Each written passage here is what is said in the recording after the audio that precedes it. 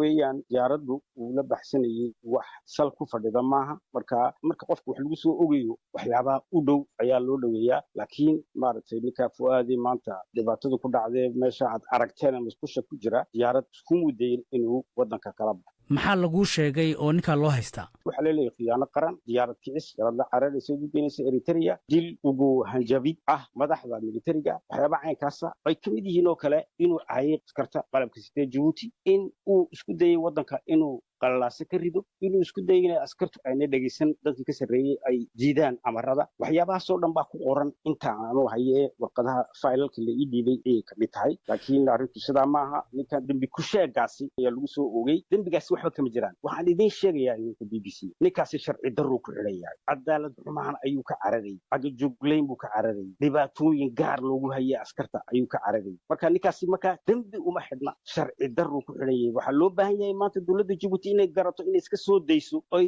maaragtay dembi baadhistuna ay socoto isagoo waddankiisa jooga 7 carruur leeyahay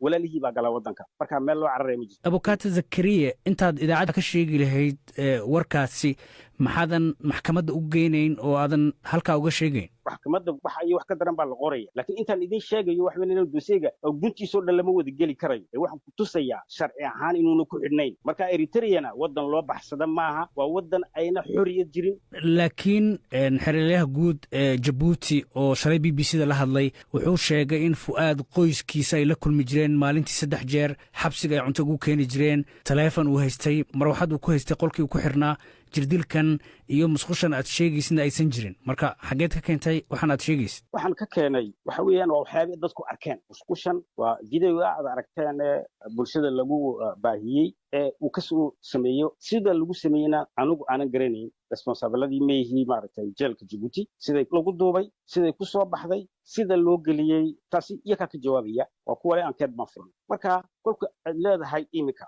aan uma malayo inuu yidhi 3 goor bay arkaan cuntada laga hadlay qof arkay fu'aad kelidii baa hooyadii may arag ooridiisu may arag carruurtiisu may arag ehelkiisu may arag cidina may arag daaqad baa cuntada looga dhiibaa dad kale xafiiska jooga kuwaasaa qolka uu ku xidhan yahay ee musqusha ugu geeya adiga goormad aragtay marka aniga mar quraan arkay bishii may 13 covid-19 kan baa mamarsiya wax walba laga dhiganayaa iyo kuna xeeralaaliyu wuxuu yidhi wuxuu xidhan yahay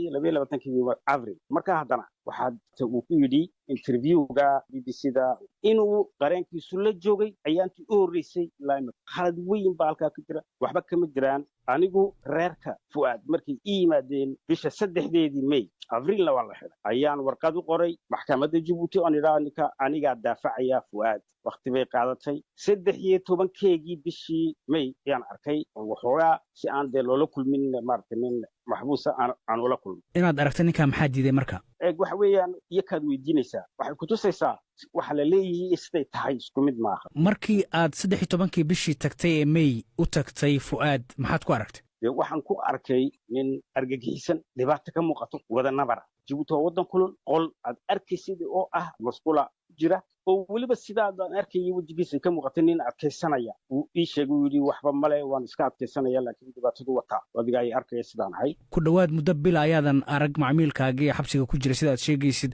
bal caafimaadkiisii ka warran iminka caafimaadkiisaan ku jiray si dhakhtar ninka waxaan ku yidhi siduna ninkani dhibaato halkaa ugu iman sharciga waddanka wuu dhigayaaye dhakhtar geeya ha la eego hadduu u baahan yahay in la dhigana dhiga haddii kalena dawooyinkiisa laga halceliyo marka iminka ayay leeyihin bishan iminka 4 khamiistii ayaa la ogolaaday inay 2 dhakhtarra tagaan eegaan si inuu u baahan yahay in dhakhtar la dhigay iyo dawadu u baahan yahay lama hubo raggaasi labadan inaa la dareena waxay keenayaan go'aankooga bishan aan ku jirno 18 waxay ka dhintay qofku intaa horteed uu dhiman karaa